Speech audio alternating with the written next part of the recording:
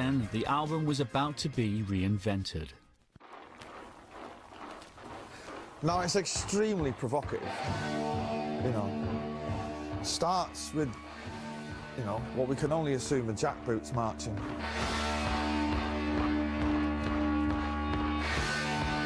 At the time. At that point though, it's all over. Everything that's gone before that is now redeemed fucking irrelevant as soon as he starts anti-singing.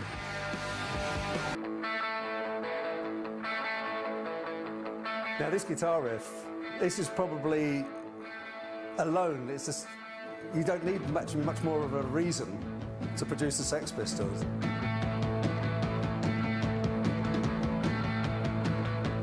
It's one of the first things you learn when you pick up the electric guitar is that riff. The more you look at it, it's got the word sex and bollocks on it, and it might be the most provocative piece of art, popular art, ever. But despite its rebellious stance, Nevermind the Bollocks was no less sophisticated an album in its creative intent. There's the politics and the fashion and the thinking and youth culture had died before that point. It wasn't really, kids weren't empowered. They were just still seen as kids. The Sex Pistols came along saying that the established order was about to change, you know. It did, forever, you know, it's never gone back. That's it for them. That's all they ever did. That's their one statement to the world. You know, and imagine getting it so right once. I've made 10 albums, and in my own mind, they don't match up to that. And I'm an arrogant bastard. Seriously. And I'd give them all up to have written that. I truly would. I was 10 when it came out, so I was just a little bit too young, but one of the older kids on our estate had a copy of it, and it was known that somebody had an album with swearing on it. It's like, what? I remember hearing Bodies with a heroic amount of bad language in that song, and thinking, wow, you know. And I have to say, if push comes to shove, it's probably the greatest album of all time. And people might think it's a bit of an odd thing to say, but without that album, I don't think any of us would be doing what we're doing now. And particularly modern guitar music now comes from that record and from that band. Easily one of the top 2 bands ever. And I still get excited when I see things on the TV when they're on like a classic albums or a documentary and still watch it. It still moves me. And I think for that band to only have been going for 2.5 years and to change music, I mean, not many bands get to change the way that people dress, talk and feel and a culture, you know. Not many bands get to do that, if any. If you consider that John was, 18 when he wrote Anarchy in the UK? I mean, that's still to this day is staggering. His lyrics are, for such a young lad, unbelievable. If you listen to it now, it sounds like it could be recorded yet tomorrow. Do you know what I mean? There's a spirit to it that is undeniable.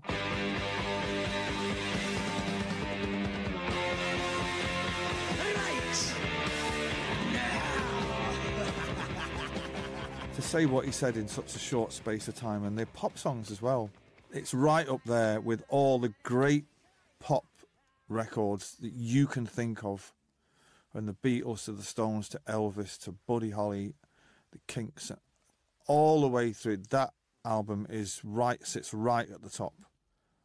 I got it every time I'm asked about my favourite album of all time. That's it for me, because if it wasn't for that, you wouldn't have had Definitely Maybe. No way. Absolutely no way. The sound is the sound we were going for. You know? So it's like any great music. It just is. The artwork is iconic. You know, the story of the Sex Pistols is iconic. The clothes that they wore have become iconic. You know, the people around them went on themselves to become iconic.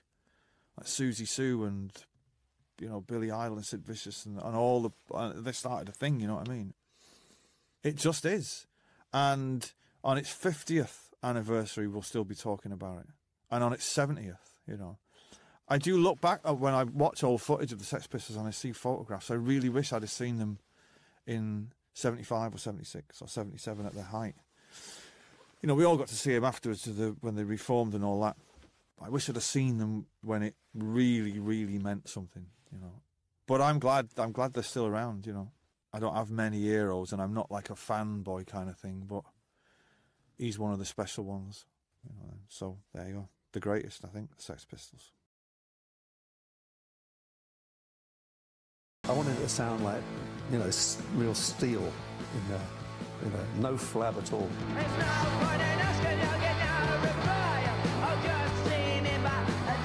Just two musicians played almost all the music on the record. Drummer Paul Cook and guitarist Steve Jones, who also played the bass parts. He just played exactly the same thing on the bass guitar as he played on the guitar. You know, he just followed the root note, one octave down. You got a perfect harmonic sequence of bump an octave and then a fifth and an octave, and that's where the power came from. And we don't care. Now, as I said, I was listening to classical music and not really following it. I saw Sid Vicious die and all that on video in New York because they were all coming over here to make it in the Big Apple, as they called it. So whoever came through, I could see him on this cable TV thing they have here. So I saw Blondie when she was unknown on the cable TV. I saw Vicious when he was living in the hotel being filmed and doing all that stuff, whenever that was, mid-70s. How much of the Pistols' music have you heard? Only whatever they did a video of it. You know, there was a lot of videos of them down at Max's or wherever the hell they were hanging out and playing, and Johnny Rotten and all that stuff. And yeah, great. To me, initially on Impact, seeing all that, I thought, oh, that's how we used to behave at the Cavern before Brian told us to stop throwing up and sleeping on stage and swearing. I mean, like in Hamburg, I used to sleep on stage. We used to eat on stage. We used to swear on stage. We were absolutely au natural. But nowadays, they don't have to put a shine over on it to get a record contract, even though they are having a hard time with it. But still, yeah, I think it's great. I absolutely do. And when I was in Bermuda, a guy that works for me, Fred Seaman, had turned me on to the B-52s, Lenny Lovitch, or whatever her name is. Lenny Lovitch, yes. Yeah, Madness, about 2 years ago, but then I wouldn't listen. I'd asked him to go out and make me some reggae records and put it on a cassette, and on the other side he put all that stuff, B-52s and all that, about 2 or 3 years ago, whenever they came out. And I wiped it out, didn't even bother listening to it. I wasn't interested in anything other than what I was doing. But in Bermuda, I said, Fred, what was all that stuff you give me? Go and get me it again. And he brought me Madness, B-52s, Pretenders. And I said, oh, this is great. He said, well, I played it. I gave it you 2 years ago. Why didn't you listen? I said, I didn't want to listen then. And now I want to hear what's going on. Yeah. So I dig it. And you dig I wanted this to sound like the Sex Pistols, and in my head, I had Joy Division down as the next Clash. And of course, we didn't write music like the Sex Pistols or the Clash.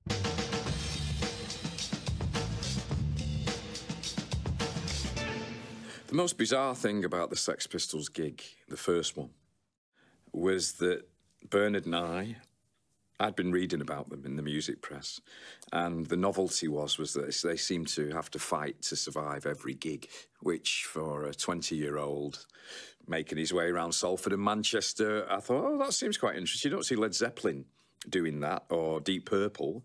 This is weird, you know, but it was that attracted you. Malcolm McLaren sold me my ticket, dressed all in leather. So there really was a feeling that the aliens had landed. And when you went in, there was hardly anybody there. The Sex Pistols came out, and their attitude and the noise, which was horrendous. I mean, I've since heard a bootleg of it, and they actually played quite well, you know. I mean, if you're going to be truthful about the Sex Pistols music, there's a lot of cover versions, and it was mostly rock and roll, weirdly. But on that night, you felt like you were party to something unique, something revolutionary. I wanted to tell the world to fuck off, just like Johnny Rotten. And Bernard and I formed a group on the spot, and we walked out as musicians. I don't think anybody would have given you great odds on the bet that you two are going to go on and change the world of music, not once, but twice. I don't think you'd have got great odds for that as you walked out of that concert, which is a bet I should have took. Well, influenced by punk, yeah. Okay. Now, part of that spirit was that It wasn't a cool thing to be successful. Mm. Did that cause a problem? Did you think that? Has that caused a problem? Well, that's not how I perceived early punk. I thought that the Sex Pistols wanted to rule the world, and I was rooting for them, you know. But then American punk rock in the mid-'80s, very introverted. Yeah, it became totally stagnated and totally elitist, and I didn't. It was a big turnoff for me. I didn't like it at all. But at the same time, I had been thinking that way for so long that it was really hard for me to come to terms with it, with the success all of a sudden. But I don't care about it now. There's nothing I can do about it, you know. I'm not going to put out a shitty record on purpose, you know, to make sure that, that's ridiculous. But yeah, it's a load of bollocks, really, isn't it? I'd heard a lot of excitement about this new band called the Sex Pistols, and they were performing at the 100 Club in Ox Street. And I went down to see them. Everybody was, you know, jumping up and down and going absolutely mad. You know, I remember just sort of watching, thinking, you know, I've never seen anything like this. And the energy in that room, I've never come across such energy. They were the band that was challenging, you know, challenging the establishment, challenging everything that anybody had thought about music to that date. If there was going to be a new sound of music, I felt it needed to be on Virgin Records. For Virgin to sign them, it was going to shake Virgin up, it was going to shake Great Britain up, it was going to shake other bands up, and the industry was never the same again. We just love to take on the established way of thinking and do things differently and try to change things for the better.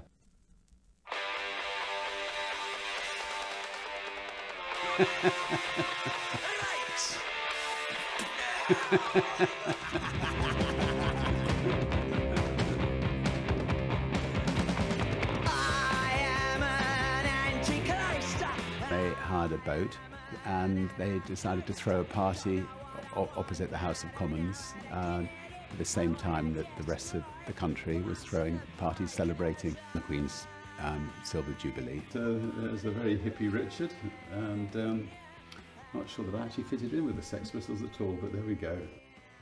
It was a fairly innocuous party. You know, they were playing the songs. When the police decided to break up the party, they caused havoc. It all added to the notoriety, the excitement, and of course, you know, the establishment was just playing into the Sex Pistols' hands. These pictures are great. These are the police raiding the boat. The more the press pretended to hate them, the more the police acted against them, the more records they sold, and the Pistols' notoriety continued to grow.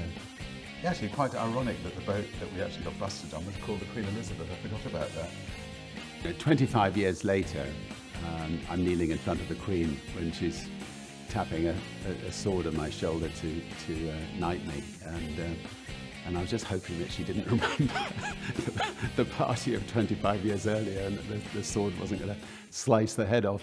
You know, I most likely wouldn't be sitting here talking to you today if it wasn't for the Sex Pistols. They brought us people like Genesis and the Rolling Stones and other wonderful bands. You know, people could see that we were willing to take a risk, we were willing to stick our neck out, we were willing to get out there and, you know, put up with the press, you know, braying at us for signing such an outrageous band. And other bands like that bravery. We actually got prosecuted for the album in Nottingham.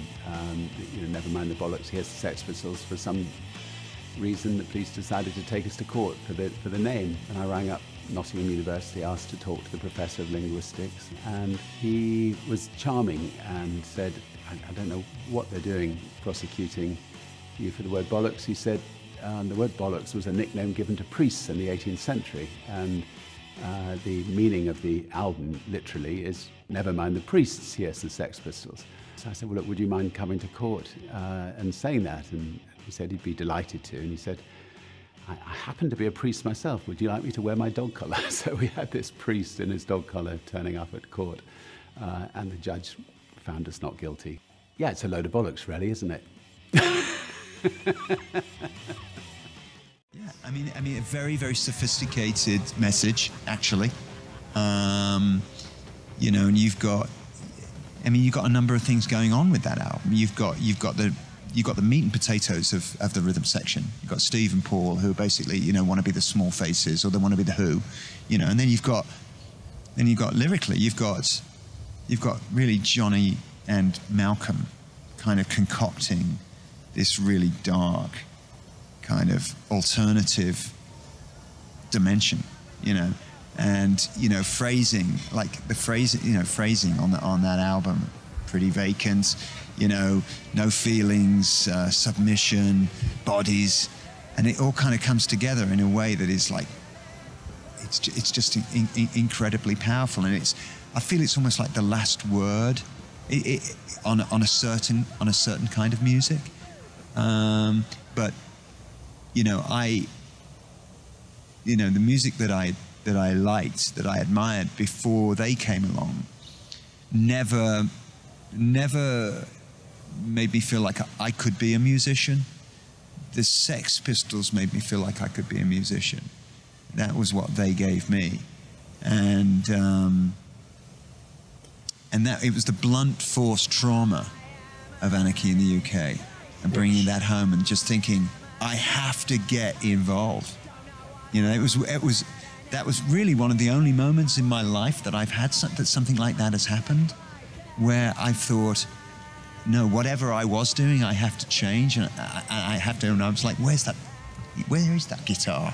You know, and I'd bought a guitar a few years earlier, but nobody had showed me how to tune it. I didn't have any lessons. It just like I broke a string and it got put in the attic. I was like, where is that fucking guitar?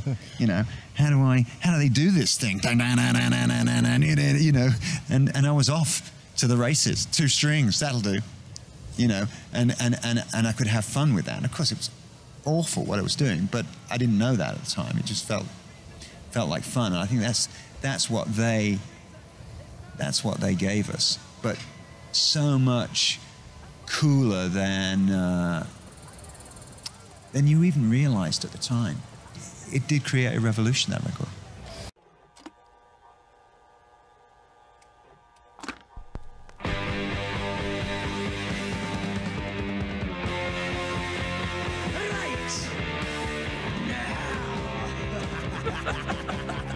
Such a good song.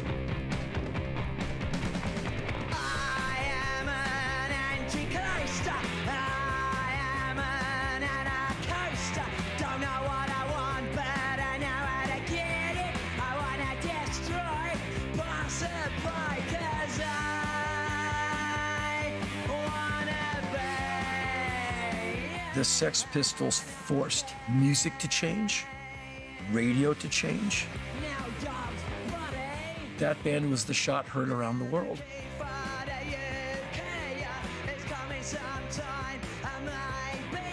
What they were singing about, a lot of Americans probably wouldn't understand, but we liked the music.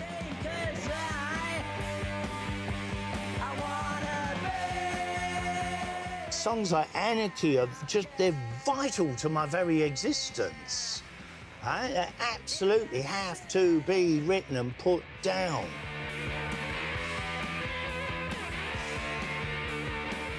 Nobody stood up and said anything at all about the royal family. It was sacrosanct.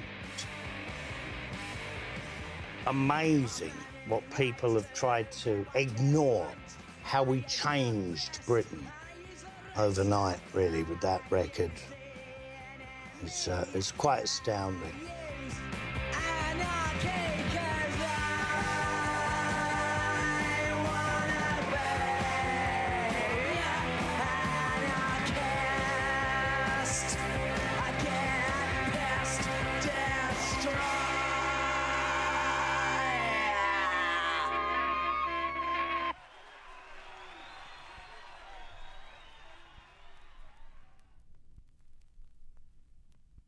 Well, it's all right, isn't it? You know?